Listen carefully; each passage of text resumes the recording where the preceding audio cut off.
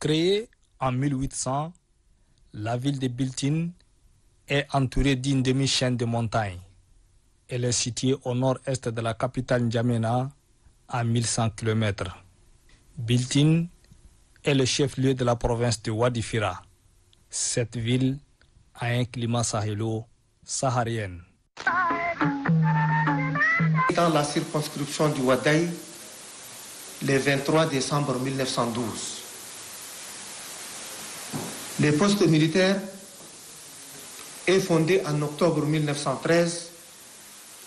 C'est par décret 65 du 12 octobre 1959 que la région de Biltine a été créée préfecture avant de passer région en 2006.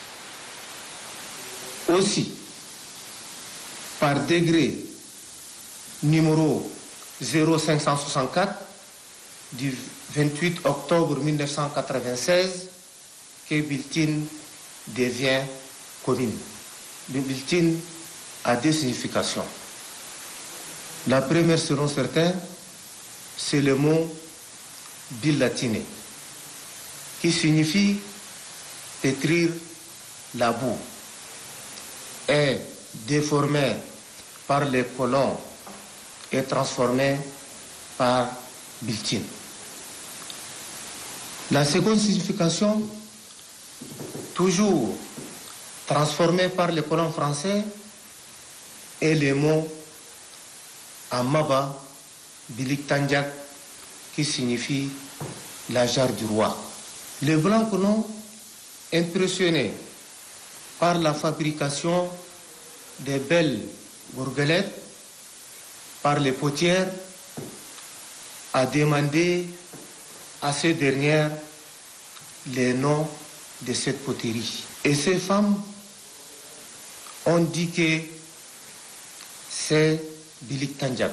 Dans les deux significations, c'est l'argile qui est mise en exergue. Donc Biltine prend son originalité et les mots bou à langue maba. C'est une ville cosmopolite et regorge en son sein plus de 11 840 âmes. Elle est un croisement de l'axe Tchad-Soudan et Tchad-Libye via les différentes frontières. C'est ce qui fait d'elle un important centre commercial. Les principales activités de la population dans cette ville sont le commerce, l'agriculture et l'élevage. En ce qui concerne le commerce, des transactions commerciales triangulaires se font du Soudan, de la Libye et du Nigeria via la capitale N'Djamena.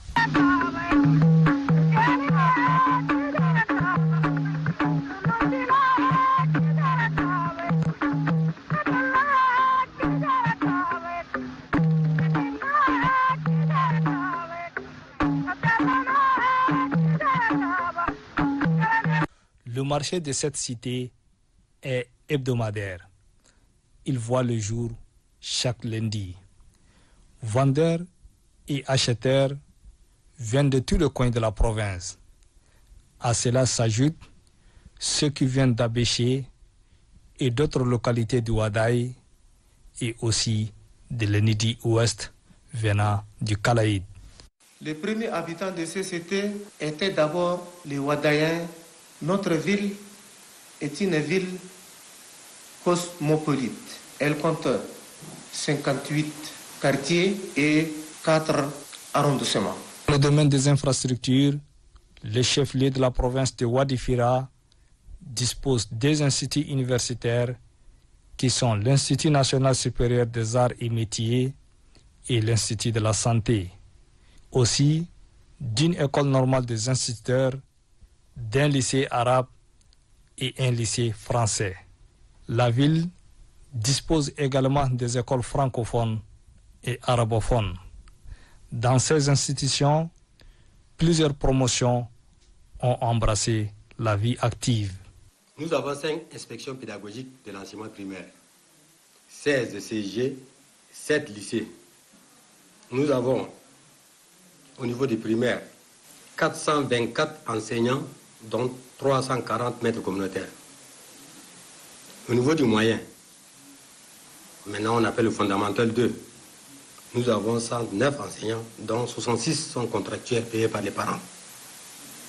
Et au niveau du secondaire, nous avons 38 enseignants, dont 10 sont contractuels, effectivement payés par les parents d'élèves. Ça, c'est d'une manière un peu globale. Maintenant, pour revenir à votre question, combien des écoles existent dans la commune de Biltine? Au niveau de Biltine, de la commune de Biltine, on a une inspection pédagogique avec 23 écoles, dont les 3 privées et 2 communautaires. Avec un effectif de 6 293 élèves, dont 2 909 filles. Ça, c'est au niveau de l'inspection. Au niveau de l'enseignement moyen, ou bien du fondamental 2, nous avons 7 CG, dont 3 privés, avec un effectif de 2201 élèves, dont 1076 filles. 4 lycées, dont 2 sont privés, avec un effectif de 1149, dont 514 filles. Et à cela s'ajoute l'école normale des sisters bilingues de Biltine. Au niveau du supérieur, nous avons 2 établissements, 2 instituts. Il y a l'Institut des arts et métiers de Biltine, l'école provinciale de santé et des affaires sociales de Biltine. Au niveau de la maternelle, on parle ici de 2 jardins d'enfants, dont un communautaire et un autre public. Biltine compte un grand nombre d'établissements primaires, moyens et secondaires. Le français et l'arabe se valent dans cette province et ont à peu près le même nombre. Oh, les difficultés, ça ne manque pas. Parce que quand j'ai dit qu'il y a 424 enseignants, dont 340 maîtres communautaires, ça veut dire qu'on a on fonctionne que plus de 80% sont des maîtres communautaires qui sont payés par les parents d'élèves. Et c'est ça le vrai problème même, le manque d'insuffisance des enseignants. Nous avons aussi le manque de local. Là où vous nous voyez, là, c'est un local d'empreinte. Depuis sa création, l'IDNPC n'a pas trouvé son local. Ça, c'est le deuxième local qu'on a utilisé. Il y a aussi les problèmes d'équipement. Il nous manque aussi. À cela s'ajoute aussi l'insuffisance de matériel de travail. Surtout le moyen de déplacement. Malgré que notre inspection est plus grande, on a besoin de moyens pour se déplacer, pour faire un bon travail. Cette cité dispose d'un hôpital provincial et que les différents centres de santé des départements transfèrent des malades dont ils ne sont pas capables de les soigner. La fréquentation est bonne, je ne peux pas vous dire avec exactitude le taux de fréquentation parce que ça varie d'un centre à un autre.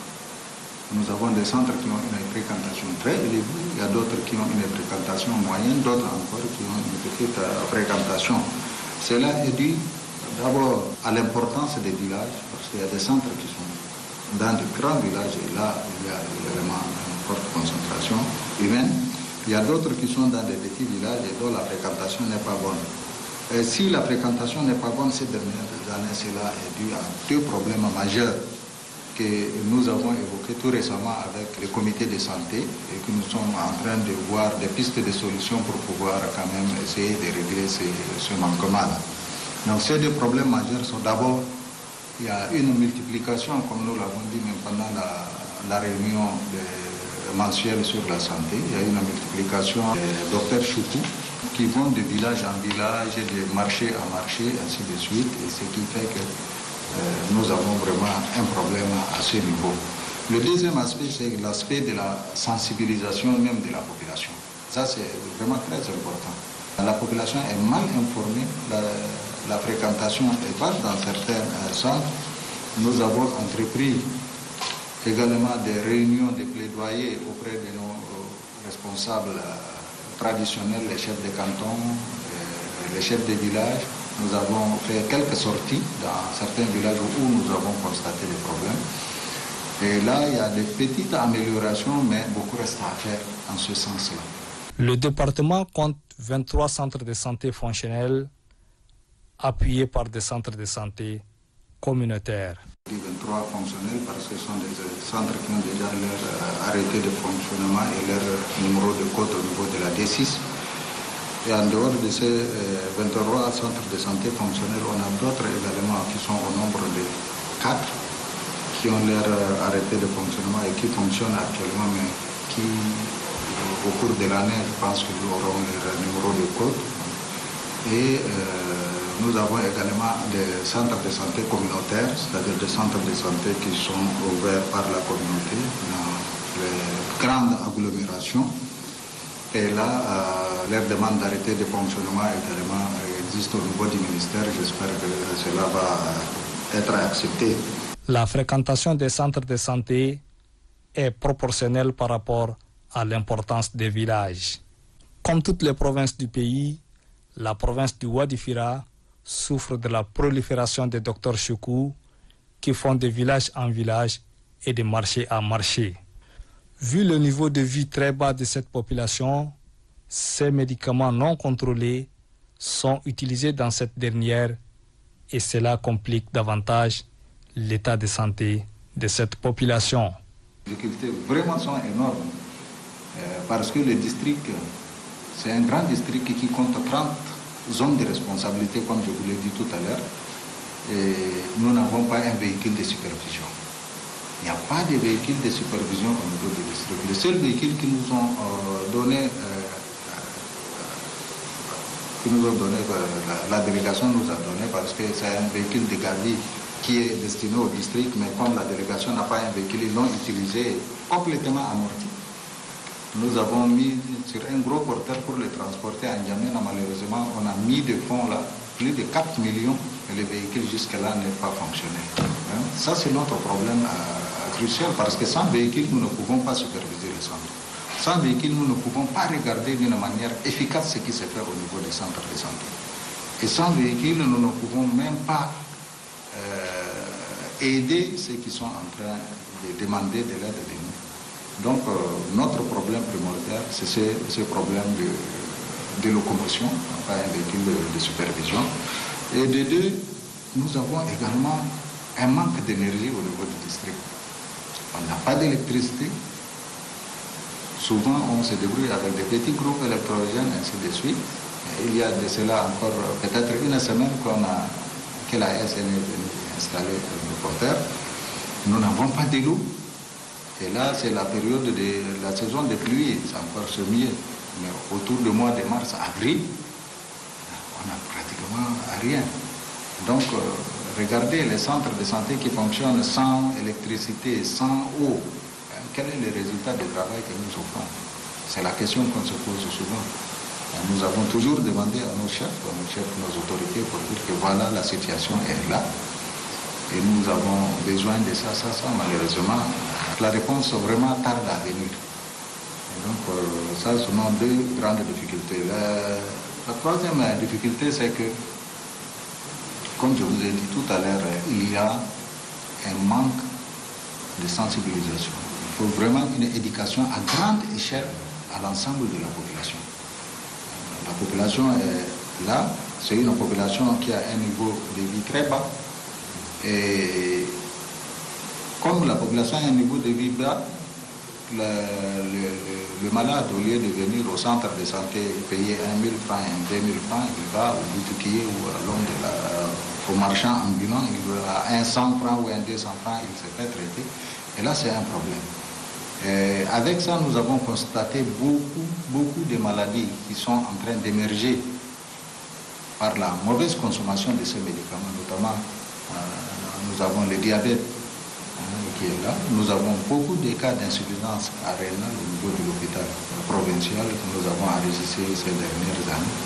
Et tout cela, nous avons vu que peut-être quelque part la consommation anarchique de ces médicaments mal contrôlée qui est à l'origine de tous ces phénomènes.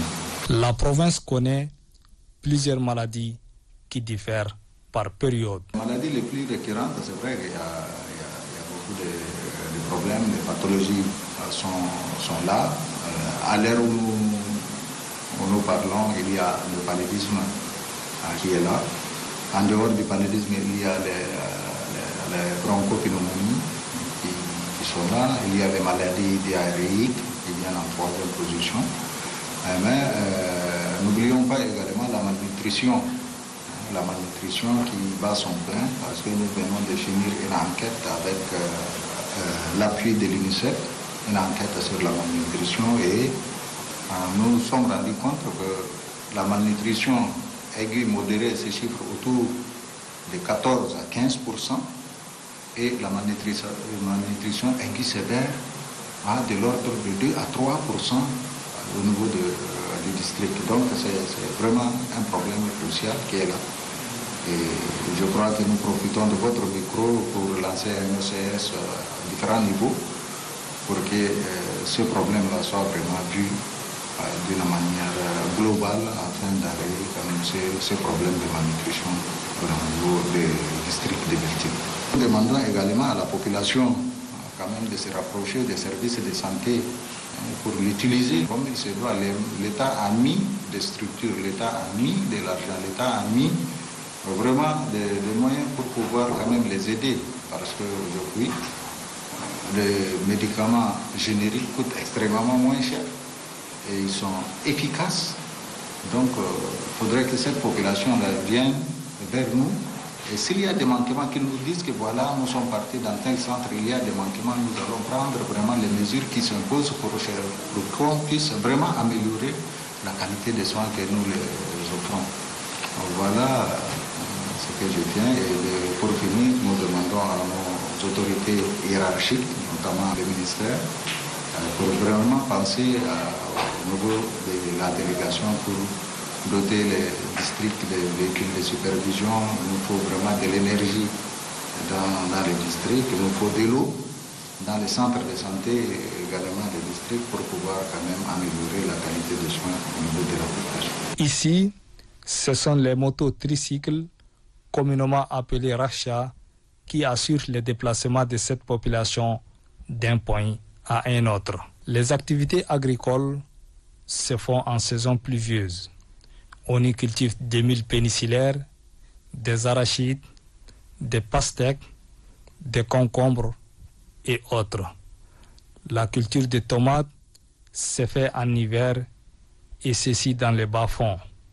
Les cultures maraîchères ne sont pas aussi développées comme dans certaines localités de la zone sahélo-saharienne à cause de la profondeur de la nappe phréatique.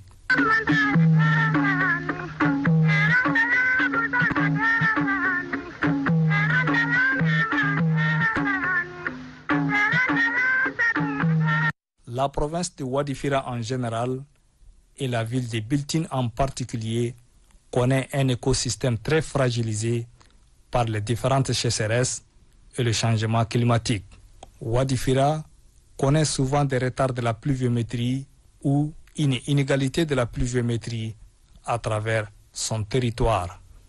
Malgré cela, cette province est restée parmi les premières en matière d'élevage. C'est ce qui fait de la ville de Biltine le croisé des chemins des pasteurs nomades qui remontent et redescendent du nord vers le sud et vice-versa. De nos jours, la province dispose de marchés à bétail renommés. Il s'agit du marché d'Arada et de Tiné. La province en elle est très sollicitée par les éleveurs à cause de son paysage et le climat sans insectes qui dérange le bétail.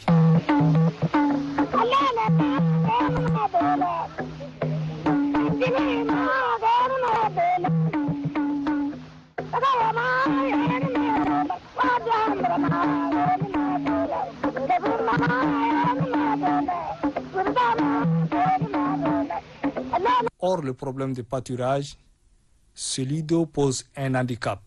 Vu son sous-sol caillouteux, l'accès à la profondeur de la nappe phréatique n'est pas aux portées de tous les citoyens. Comme toutes les communes du Tchad, la nôtre aussi a ses problèmes. Nous confrontons certes d'énormes problèmes, mais le plus grand, le culminant, est celui d'eau. La nappe phréatique étant profonde et se trouve par endroits. Donc le plus souvent, entre mars et juillet donc de chaque année, la population souffre et fait de grands efforts pour l'obtention d'eau. Nous avons aussi le problème d'évacuation des ordures ménagères. Notre cité est confrontée à de sérieux problèmes. Sérieux problèmes logistiques, de matériel bureautique.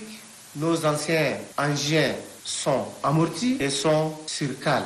Les maigres ressources que nous collectons ne parviennent pas à résoudre tous ces besoins. À cela s'ajoutent les dettes de la commune. La densité des animaux très élevée et la faiblesse du pâturage dans les localités font que les pasteurs nomades se déplacent très tôt, avant la saison sèche, de la province vers les autres directions.